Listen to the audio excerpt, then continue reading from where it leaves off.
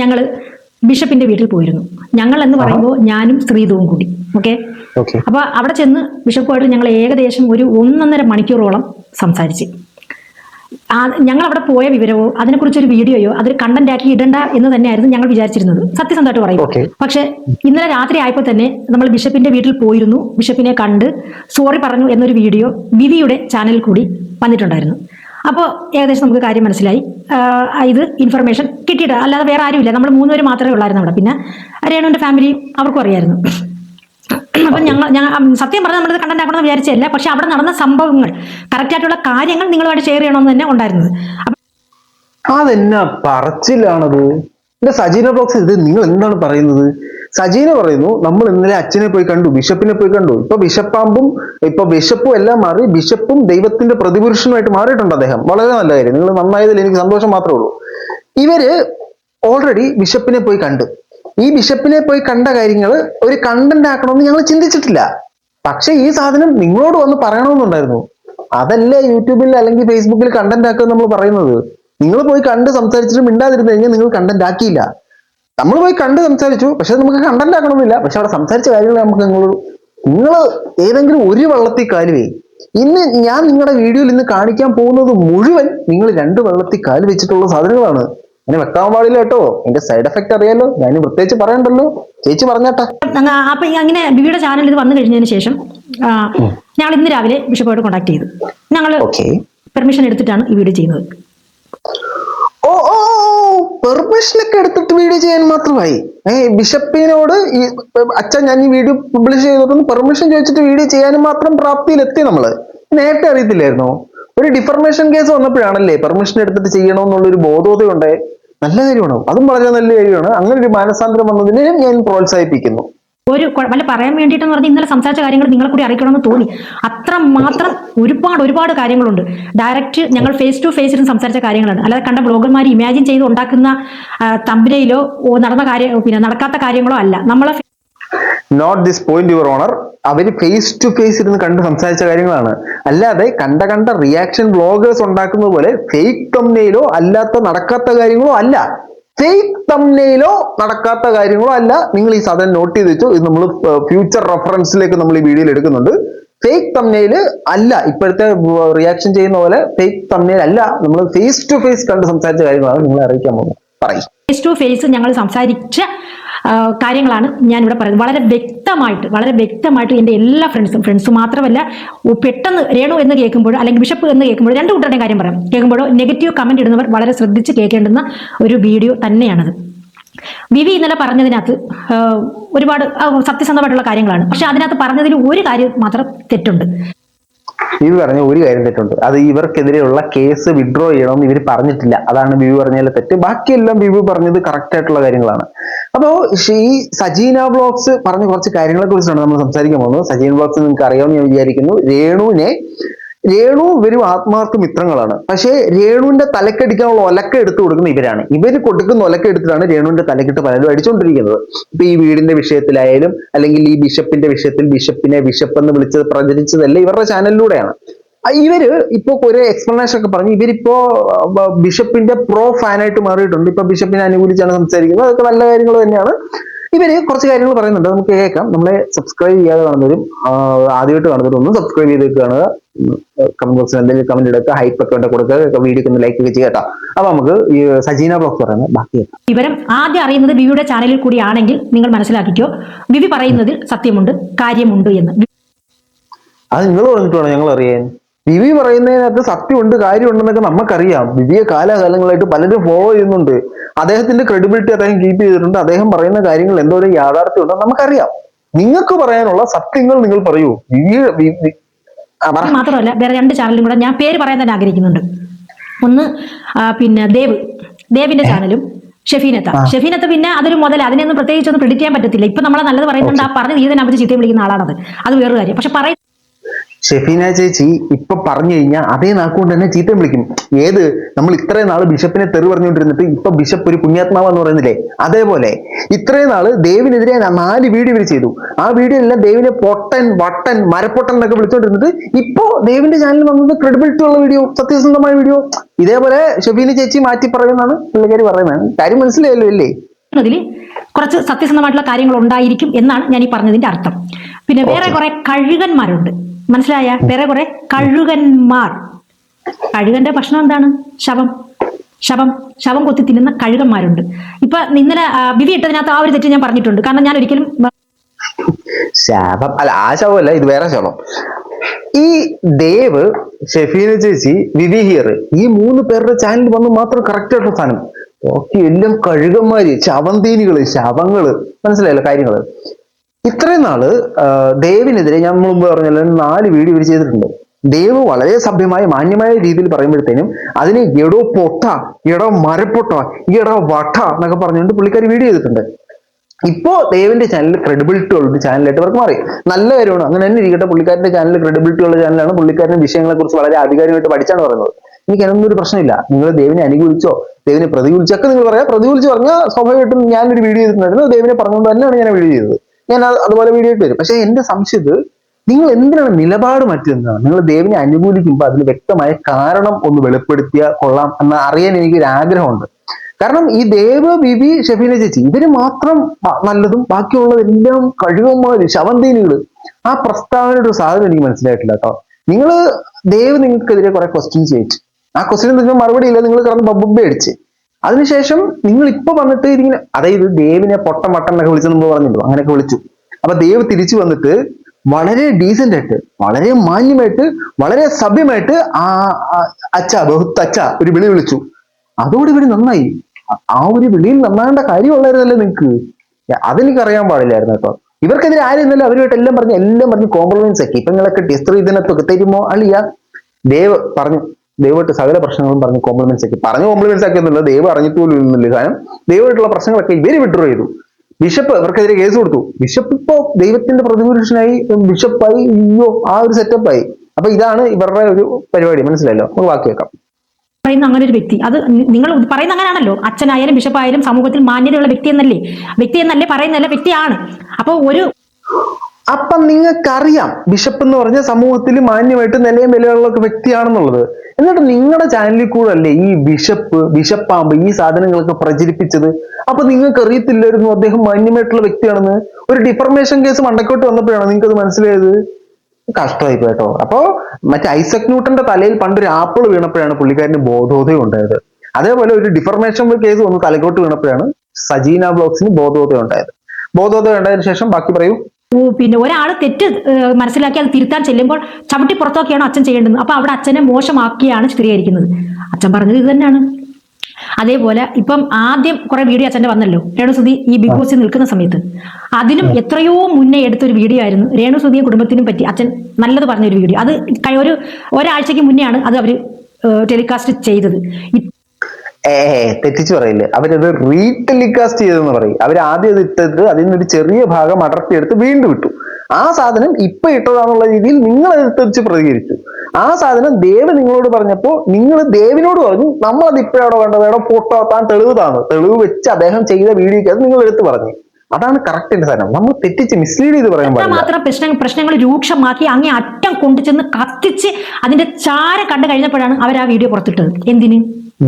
അപ്പൊ അച്ഛന് പറയാനുള്ള, അച്ഛൻ ഞങ്ങളോട് പറഞ്ഞ ഒരൊറ്റ കാര്യം എന്ന് പറഞ്ഞാൽ, ഈ രേണുവിനെ കുറിച്ച് സംസാരിക്കുമ്പോഴും ഞങ്ങളെ കുറിച്ച് സംസാരിക്കുമ്പോഴും അച്ഛന് ഞങ്ങളുടെ ഒരു വിദ്വേഷമില്ല, ഒരു വെറുപ്പുമില്ല. രേണുവിനെ കുറിച്ച് ഒരൊറ്റ മോശം അഭിപ്രായം അച്ഛൻ ഞങ്ങളോട് പറഞ്ഞിട്ടില്ല. രേണു എന്നെ കുറിച്ച് അത് പറഞ്ഞത് ഞാൻ കണ്ടു, ഇത് പറഞ്ഞത് കണ്ടു, രേണു അങ്ങനെ പറഞ്ഞു നടക്കുന്നു, ഇങ്ങനെ ഒന്നും അച്ഛൻ ഞങ്ങളോട് പറഞ്ഞിട്ടില്ല. അപ്പോഴും അച്ഛൻ പറയുന്നത് ഒരിക്കലും എനിക്കെതിരായിട്ട് രേണു സംസാരിച്ചിട്ടില്ല. അച്ഛൻ പറഞ്ഞ ആദ്യത്തെ പോയിന്റ് അതാണ്. നിങ്ങളപ്പോ മനസ്സിലാക്കേണ്ട ഒരു കാര്യം, നിങ്ങൾ ഇത്രയും നാളും കുറ്റം പറഞ്ഞുകൊണ്ടിരുന്ന, നിങ്ങൾ അവഹേളിച്ചുകൊണ്ടിരുന്ന ആ അച്ഛന്റെ ക്വാളിറ്റിയാണ് നിങ്ങൾ മനസ്സിലാക്കേണ്ടത്. പിന്നെ നിങ്ങൾ ഈ പറഞ്ഞ ചാനലുണ്ടല്ലോ, ഇത് മെയിൻ സ്ട്രീം 1 എന്ന് പറയുന്ന ചാനലാണ്. ഈ ചാനല് രേണുവിന്റെ വീട്ടിൽ കിടന്ന് ഉറങ്ങുന്ന ചാനലാണ്. എപ്പോ രേണു തുമ്മിയാൽ അവന്മാരോട് ഇന്റർവ്യൂ ആയിട്ട് വരും. രേണുവായിട്ട് വളരെ അടുത്ത ആത്മബന്ധമുള്ള ഒരു ചാനലാണ്. രേണു ഇന്ന് നിങ്ങളൊന്നും ഇവിടുന്ന് തുമ്മാൻ പാടില്ലെന്ന് പറഞ്ഞാൽ അവര് തുമ്മത്തില്ല, അത്ര അടുപ്പമുള്ള ചാനലാണ്. അപ്പൊ ആ ചാനലിൽ നമ്മൾ കുറ്റം പറഞ്ഞ കാര്യമില്ല. രേണുവിനെ സപ്പോർട്ട് ചെയ്യാനായിട്ടായിരിക്കും അവരിട്ട്. അത് രേണുവിന്റെ കറുത്ത കരങ്ങൾ അതിന്റെ പിന്നിലോ, അല്ല കറുത്തെന്ന് പറഞ്ഞിട്ട് ഇതായിരുന്നു ഉണ്ടായി, രേണുവിന്റെ കരങ്ങൾ അതിന്റെ പിന്നിലുണ്ടോ നമുക്കറിയത്തില്ല. വന്ന് ഒരു 3 മാസത്തിന് മുന്നേ ബിഷപ്പാമ്പ് എന്ന് വിളിച്ചതല്ലാതെ വേറെ എന്തെങ്കിലും ഉണ്ടോ എന്ന് വെച്ചപ്പോൾ ഒന്നുമില്ല എന്ന് അച്ഛൻ തന്നെയാണ് പറയുന്നത്. 3 മാസങ്ങൾക്ക് മുമ്പേ അച്ഛനെ നമ്മൾ ജസ്റ്റ് ഒന്ന് വിഷപ്പാമ്പേന്ന് വിളിച്ച്, ജസ്റ്റ് നമ്മളൊന്ന് വിളിച്ചതേ ഉള്ളൂ. അതല്ല നമ്മള് അച്ഛനെ മോശമായിട്ടൊന്നും പറഞ്ഞിട്ടില്ല. നിങ്ങൾ ഈ ബിഷപ്പിന്റെ പേര് നോബിൾ ഫിലിപ്പ് എന്ന് നിങ്ങൾ ഗൂഗിളിൽ ഒന്ന് സെർച്ച് ചെയ്ത് നോക്കിയാൽ നിങ്ങൾക്ക് മനസ്സിലാവും അദ്ദേഹത്തിന്റെ റേഞ്ച് എന്താണ്. അത്രയും വലിയൊരു മനുഷ്യനെയാണ് നിങ്ങൾ ഈ വിഷപ്പാമ്പെന്നും ബിഷപ്പെന്നും ബിഷപ്പെന്നും ഒക്കെ വിളിച്ച് അവഹേളിച്ചോണ്ടിരുന്നത്. ജസ്റ്റ് നമ്മളൊന്നും ഒറ്റത്തവണ വിഷപ്പാമ്പെന്ന് വിളിച്ചോളൂ, വേറെ നമ്മൾ അച്ഛനെ മോശമായിട്ടൊന്നും പറഞ്ഞിട്ടില്ല. നിങ്ങൾ എന്തൊക്കെയാണ് അച്ഛനെ പറയാത്തത്? നിങ്ങൾ മീൻസ് നിങ്ങളുടെ ശിങ്കിടി അല്ല, നിങ്ങൾ അവരുടെ ശിങ്കിടിയാണല്ലോ, സോറി, രേണുവിന്റെ ശിങ്കിടി ആയിട്ടുള്ള നിങ്ങൾ എന്തൊക്കെയാ പറഞ്ഞത് നിങ്ങൾ തന്നെ ഒന്ന് ഇരുത്തി ആലോചിച്ച് നോക്കുക, അപ്പൊ നിങ്ങൾക്ക് മനസ്സിലാവും. ഈ സോഷ്യൽ മീഡിയ ഇങ്ങനെ കത്തിക്കൊണ്ടിരിക്കുമല്ലേ, അച്ഛനെ ഞങ്ങളത് പറയുന്നു, അച്ഛൻ ഇറങ്ങിപ്പോകാൻ പറഞ്ഞിട്ട് പോകുന്നില്ല എന്നൊക്കെ പറഞ്ഞ് ഈ സോഷ്യൽ മീഡിയ ബ്ലോഗർമാരിട്ട് അച്ഛനെ പിച്ച് ചെയ്തുകൊണ്ടിരിക്കുകയാണ്. എന്തൊക്കെ ബ്ലോഗർമാർ പിച്ച് ചെയ്യുന്ന ഇപ്പൊ നമ്മുടെ പടലിക്കായോ? നിങ്ങളല്ലേ ഉള്ള അപരാധം എല്ലാം പറഞ്ഞു വിട്ടോണ്ടിരുന്നത്, ഇപ്പൊ അത് നമ്മന്റെ പടലിക്കായോ? എന്നിട്ട് വൃത്തികെട്ട തമ്പനയിൽ ഇട്ടിട്ടാണ് ചെയ്യുന്നത്. അപ്പൊ ചെയ്തുകൊണ്ടിരിക്കുകയാണ്. എന്തൊക്കെ വൃത്തികെട്ട തമ്പനയിൽ ഇട്ടിട്ടാണ് ചെയ്യുന്നത്. അപ്പൊ അത് അങ്ങനെ വന്നപ്പോ രേണുവിന്റെ ചേച്ചി, നിങ്ങൾ ശരിക്കും ആരെയാണ് ഈ പറയണത്? ബിഷപ്പിനെ ഇപ്പോ മറ്റ് റിയാക്ഷൻ വീഡിയോ ചെയ്യുന്ന ഒരു വൃത്തികെട്ട തമ്മിൽ ഇട്ടിട്ട്, വൃത്തികെട്ട തമ്മിൽ എന്ന് പറഞ്ഞാൽ എങ്ങനത്തെ തമ്മിലാണെന്നറിയോ? തമ്മിൽ ഇതാണ്ട് ഇതേപോലത്തെ ഒരു തമ്മില്, അച്ഛനെതിരെ രേണുസുതി, കൊട്ടേഷൻ കൊടുത്തവന്റെ രേഖാചിത്രം പുറത്ത്, സാദൃശ്യം ഉണ്ടെന്ന് അച്ഛൻ തിരിച്ചറിഞ്ഞു. നമ്മൾ തുടക്കത്തിൽ ഒരു സാധനം ഒരു റെഫറൻസ് വെച്ചിട്ടില്ലായിരുന്നോ? മിസ്ലീഡിങ് തമ്മില്, ഫേക്ക് തമ്മില് ഒന്ന്. ഇനി അച്ഛനെ അവഹേളിക്കുന്ന തമ്മില്, ഡാഷ് കെട്ടി രാവിലെ വന്നിട്ടുണ്ട്, ബിഷപ്പ് അല്ല ബിഷപ്പ്, DNA റിസൾട്ടുമായി യുവാവ് രംഗത്ത്, നാറ്റിക്കരുതെന്ന് ബിഷപ്പ്, തേഞ്ഞൊട്ടി. അപ്പോ നിങ്ങളെ തന്നെയാണോ പറഞ്ഞേ? ആത്മകഥാഗതം പറഞ്ഞിരുന്നില്ലയോ? അതെനിക്ക് മനസ്സിലായിട്ടില്ല. ഞാൻ വിചാരിച്ചു നിങ്ങൾ മറ്റ് ബ്ലോഗേഴ്സിനെ ആരെങ്കിലും പറഞ്ഞിരിക്കുന്ന ചോദിച്ചു. നിങ്ങളെ തന്നെ പറഞ്ഞ സെറ്റപ്പ് ആണെന്ന് എനിക്ക് മനസ്സിലായിട്ടില്ല. ബിഷപ്പിനെ കുറിച്ച് മോശമായിട്ടുള്ള തമ്മിൽ വിളിച്ചതും അനാവശ്യം പറഞ്ഞതും അപരാധം പറഞ്ഞതെല്ലാം നിങ്ങളുടെ ചാനലിലൂടെയാണ് പുറത്തു വരുന്നത്. അത് പറഞ്ഞത് നിങ്ങളും നിങ്ങളുടെ കൂട്ടുകാരികളും കൂടെ ചേർന്ന്, അല്ല അങ്ങനല്ലല്ലോ, രേണുവിന്റെ കൂട്ടുകാരികളായ നിങ്ങളും കൂടെ ചേർന്നിട്ടാണ് പറഞ്ഞത്. ഈ ഓടിച്ചോണ്ടിരിക്കുന്ന കണ്ടന്റ് ഏതാണ്? പുതിയ കണ്ടന്റ് ആണ്? ഒരിക്കലും അല്ല, പഴയ കണ്ടന്റാ. പിന്നെ ഇതിന് ഏറ്റവും വലിയ വിറ്റ് എന്താണെന്ന് വെച്ചാൽ ഇത് അറിഞ്ഞുകൂടാത്ത കുറെ അമ്മമാരും അമ്മായിമാരും അമ്മായിച്ചുകളും ഉണ്ട്. രേണു എന്ന് കേട്ടാൽ മതി അവർക്ക് വേറെ. നിങ്ങൾ ഈ കണ്ടന്റിന്റെ കേസ് പറഞ്ഞത് പഴയ കണ്ടന്റ് ആണെന്ന് അറിയാതെ സംസാരിക്കുന്ന കമന്റ് ബോക്സിലെ ആൾക്കാരെ കുറിച്ചിട്ടാണ് നമ്മൾ സംസാരിച്ചത്. അങ്ങനെയാണ് അതിനകത്ത് നിങ്ങളും പെടും മിസ്റ്റർ. നിങ്ങളാണല്ലോ ബിഷപ്പിന്റെ ഒരു വീഡിയോ എടുത്തിട്ട് മെയിൻ സ്ട്രീം 1 വന്ന വീഡിയോ, 7 മാസം മുമ്പ് വന്ന വീഡിയോ ഇപ്പൊ എടുത്തിട്ട് റിയാക്ട് ചെയ്തിട്ട് ഒരു സാധനം സംസാരിച്ചത് നിങ്ങൾ തന്നെ. അത് നിങ്ങൾ പറയുന്നുണ്ട്, ഞാൻ വെച്ചിട്ടുണ്ട്, നമുക്ക് ഇത് കേട്ടിട്ട് അതിലേക്ക് കണ്ടന്റോ വേറെ വിഷയങ്ങളോ അത് കണ്ട സത്യാവസ്ഥ ഒന്നും അറിയണ്ട, അപ്പോഴേ വരും നെഗറ്റീവ് കമന്റുമായിട്ട്. ഞാനൊന്ന് ചോദിക്കട്ടെ, ഈ നെഗറ്റീവ് കമന്റ് ഇടാൻ പോകുന്നത് നിങ്ങൾ ടൈപ്പ് ചെയ്യാൻ പോകുന്നതിന് മുന്നേ ഒരു വട്ടം നിങ്ങളൊന്ന് ചിന്തിച്ചു നോക്കേ, രേണുസുതി എന്ത് തെറ്റാണ് ചെയ്തത്? എന്റെ പൊന്നടാവേ, രേണുസുതി എന്തൊരു തെറ്റാണ് ചെയ്യാത്തത്? രേണുസുതി ചെയ്തൊരു 3 ശരി നിങ്ങൾക്ക് പറഞ്ഞു തരാൻ പറ്റുമോ? ന്യായീകരിക്കുന്നൊക്കെ ഓക്കെയാണ്, പക്ഷെ അതിനകത്തൊരു ശരി വേണ്ടേ? നമ്മൾ പറയുന്നതിനകത്തൊരു ശരി വേണ്ടേ? രേണുസുതി എന്ത് തെറ്റാ ചെയ്യുന്നത്? രേണുസുതി എന്ത് ശരിയാ ചെയ്തത്? നിങ്ങൾക്ക് എന്ത് ദ്രോഹമാണ് ചെയ്തത്? പറ. അവളെ കാര്യം നോക്കി അവളുടെ ജീവിത മാർഗം പറഞ്ഞുകൊണ്ട് അവള് പോകുന്നു. ഇത് അങ്ങനെ പോയാൽ നമുക്ക് വല്ല കുഴപ്പമുണ്ടോ? അവളുടെ കാര്യം നോക്കി അവളുടെ ജീവിതം നോക്കി അല്ല പോകുന്നത്. മറ്റുള്ളവന്റെ ജീവിതത്തിൽ എന്തൊക്കെ പ്രശ്നങ്ങൾ ഉണ്ടാക്കാൻ നോക്കി അതെല്ലാം ഉണ്ടാക്കുന്നുണ്ട്. ഫോർ എക്സാമ്പിൾ ഫിറോസിക്ക, for example bishop, for example Taj Pathanamthitta, for example lot of peoples. Okay, ആ ബിഷപ്പിനെ ആ ഒരു വിളിച്ചതാണ് നിങ്ങൾക്കൊക്കെ ഇത്ര ഹെർട്ടായെങ്കിൽ അത് പറഞ്ഞല്ലോ. അത് എത്രയോ മാസത്തിന് മുമ്പുള്ളേ, അതിനുശേഷം അവളൊന്നും പറഞ്ഞിട്ടില്ലല്ലോ. മാസത്തിന് മുമ്പുള്ളതാ. ഒരു 6-7 മാസത്തിന് മുമ്പേ ഞാൻ നിങ്ങളെ പള്ളക്കിട്ട് കത്തിയിട്ട് ഒറ്റ കുത്തു വെച്ച് തന്നിട്ട് പണ്ട് പറഞ്ഞ കാര്യമില്ലേ വിട്ടുകളാ എന്ന് പറഞ്ഞു കഴിഞ്ഞാൽ ഓക്കെ ആവോ?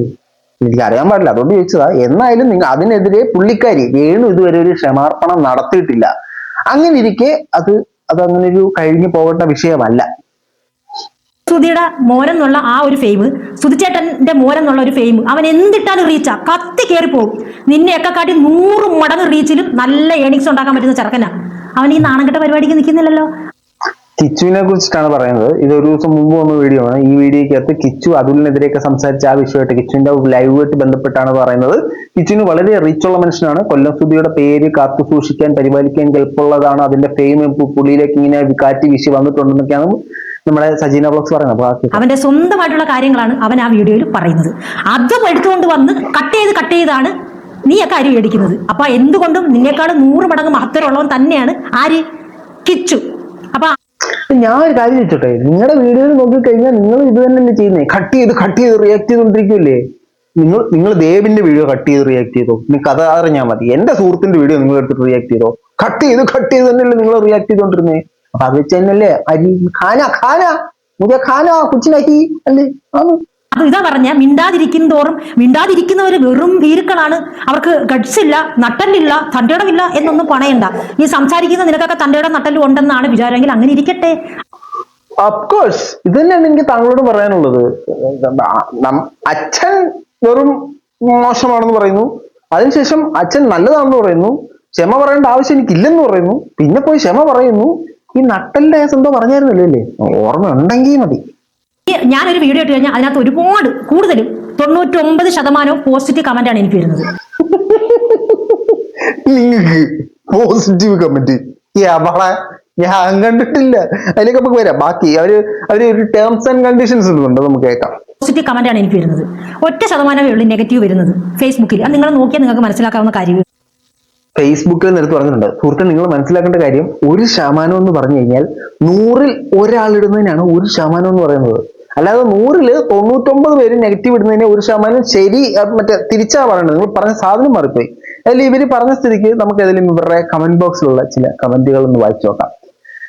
നീയൊക്കെ കഴിയെങ്കിൽ മറ്റുള്ളവര് റിയാക്ഷൻ വീഡിയോ ചെയ്യുന്നത് പോലെ മറ്റു വിഷയങ്ങൾ എടുത്ത് മാന്യമായി സംസാരിച്ച് വീഡിയോ ചെയ്യാൻ തനിക്ക് പറ്റുമോ? അതിനുള്ള കഴിവ് തനിക്കില്ല.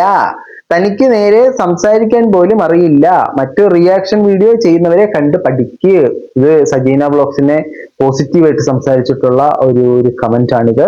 മറ്റൊരു കമന്റ് എന്ന് പറയുമ്പോൾ, ഇനി നിനക്ക് എന്താ വേണ്ടത്? നീയല്ലേ രേണുവിനെ ഈ രീതിയിലേക്ക് ഒരു പെണ്ണിനെ വെച്ച് റീച്ച് കൂട്ടിയത് പോരെ? സജീന വ്ലോഗ്സിനെ സപ്പോർട്ട് ചെയ്തിട്ടുള്ള രണ്ടാമത്തെ കമന്റ് ആണിത്. അടുത്തത്, പിന്നല്ലാതെ കാത്തിരിക്കുമായിരുന്നു വീഡിയോ വരാൻ. നീ ആര്? നിന്റെ വീഡിയോ വരുന്നത് കാണാനായിട്ട് ആദ്യം സ്വയം പൊങ്ങുന്നത് നിർത്ത്. സജീനെ സപ്പോർട്ട് ചെയ്തിട്ടുള്ള കമന്റ് ആണ്. അതിന്റെ താഴത്തെ കമന്റ് പൊതുസദസ്സിന് മുമ്പിൽ അവതരിപ്പിക്കാൻ പോലും പറ്റാത്ത കമന്റ് ആണ്. അതിനുശേഷം, നീ വേറെ പണി നോക്കടി. കാരണം ഇഷ്ടം പോലെ കമന്റുകളാണ് സജീന വ്ലോഗ്സിന് എതിരെ സോഷ്യൽ മീഡിയയിൽ കിടന്ന് സഞ്ചരിച്ചുകൊണ്ടിരിക്കുന്നതെന്ന് സജീന വ്ലോഗ്സിന് മനസ്സിലാക്കുക. നമ്മൾ വന്നിരുന്ന് താളം വിടുമ്പോഴത്തേനും നമ്മൾ ഇതൊക്കെ ഒന്ന് ശ്രദ്ധിക്കുക. നമ്മള് 1% നെഗറ്റീവ് കമന്റ് ഉള്ളതെന്ന് പറയുമ്പോൾ 1% നെഗറ്റീവ് കമന്റ് ഉള്ളോ നിങ്ങൾ ആദ്യം നോക്കുക. മറ്റുള്ളവരെ കുറ്റം പറയുമ്പോഴത്തേനും നിങ്ങൾ അത് ചെയ്തിട്ടുണ്ടോ എന്ന് നോക്കുക. ബിഷപ്പിനെ മോശമായിട്ട് മറ്റും ഉള്ളവരെ ചെയ്യുന്നെന്ന് പറയുമ്പോൾ നിങ്ങളുടെ ചാനലിലാണ് ഇതെല്ലാം വന്നിട്ടുള്ളത്. അപ്പൊ ഞാൻ വീണ്ടും പറയുന്നു, 2 വെള്ളത്തിൽ കാല് വെക്കരുത്. ഈ വെള്ളം അങ്ങോട്ടും ആ വെള്ളം ഇങ്ങോട്ടും പോയി കഴിഞ്ഞാൽ നമ്മൾ ഏത് വെള്ളത്തിൽ പോകും? അത് പ്രശ്നമോ? മനസ്സിലായോ? നിങ്ങളപ്പോ നിങ്ങൾ നന്നാകുന്നതിൽ എനിക്ക് സന്തോഷം മാത്രമേ ഉള്ളൂ. നന്നായി കണ്ടാ മതി എനിക്ക്. അപ്പൊ ആ ബിഷപ്പിനോട് രേണുവിനോട് ഒന്ന് ക്ഷമ പറയാൻ നിങ്ങളൊന്ന് ഉപദേശിച്ചു കൊടുക്കട്ടോ. നിങ്ങൾ ഏതെങ്കിലും കേസിനൊക്കെ ഊരട്ടെ. നമുക്ക് മറ്റൊരു കാണാം.